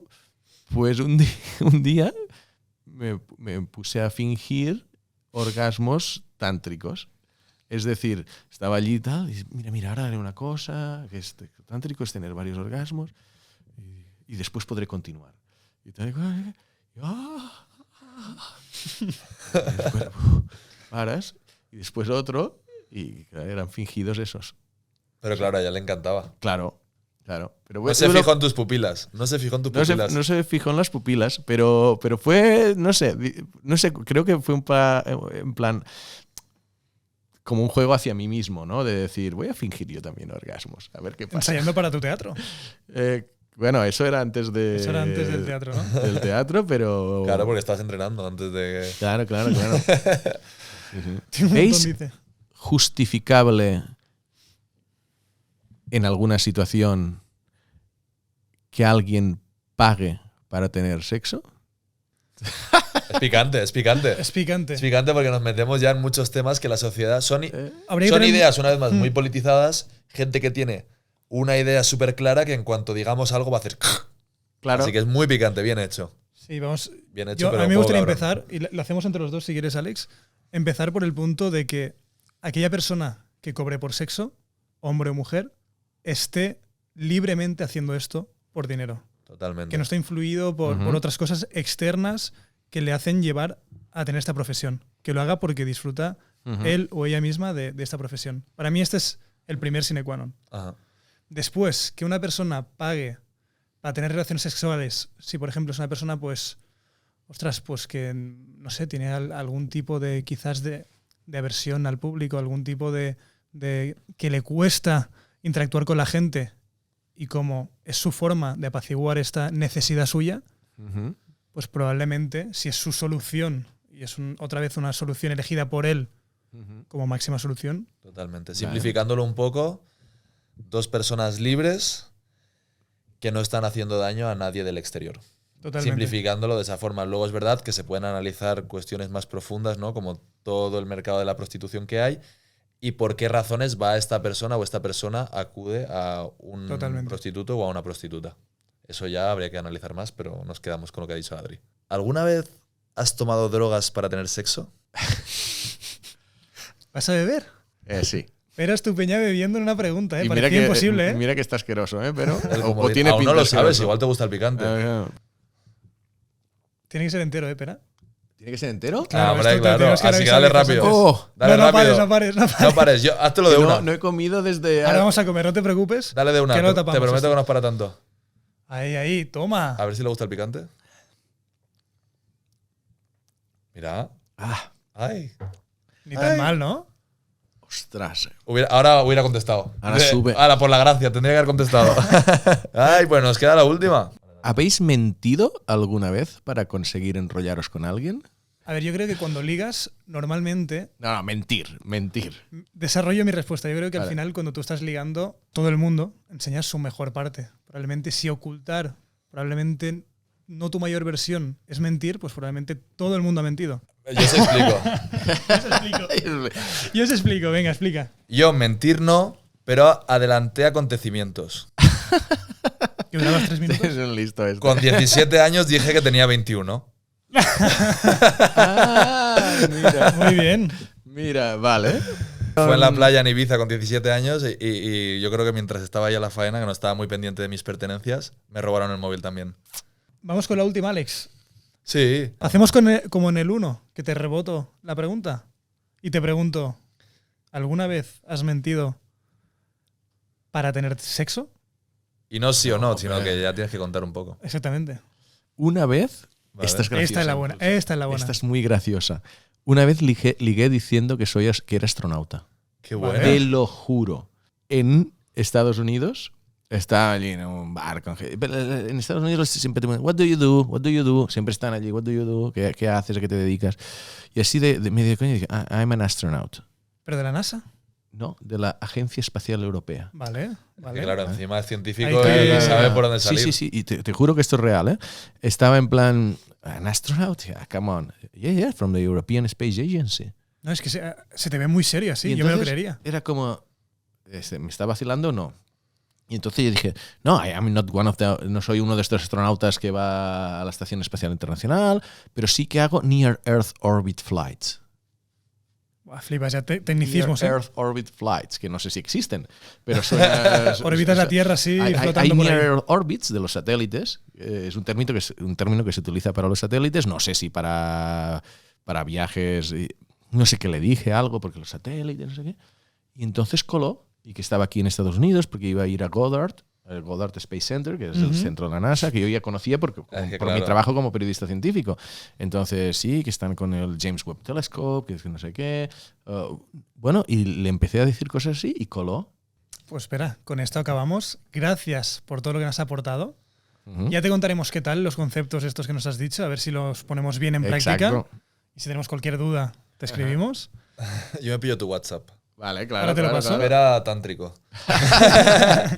Pero un placer. De verdad, Gracias por tu tiempo. ¿Has estado a gusto? Sí. Muy ¿Repetirías una mucho. segunda parte hablando de otros temas porque tú dominas de todos los temas? Sí, o sea, pues, bueno, incluso de sexo han quedado cosas pendientes, ¿eh? Pero bueno, luego es verdad que temas de científico. Lo que pasa es que, bueno, no sé el público vuestro si le interesa mucho la ciencia o no, pero hay una barbaridad de A mí del temas. espacio me gustaría hablar, porque tengo sí. entendido que entiendes mucho, por lo tanto podemos hacer una segunda parte del espacio. Sí. Donde te haces pasar por astronauta y nos cuentas cosas. Sí, tanto de cosmología, que sería comprender el universo, como de exploración espacial, que sería ir a sitios. Son las dos grandes vías. Lo dejamos ahí pendiente. Vale, perfecto. Gracias, Pues nada. Fera. Abrazos. Chao, chao.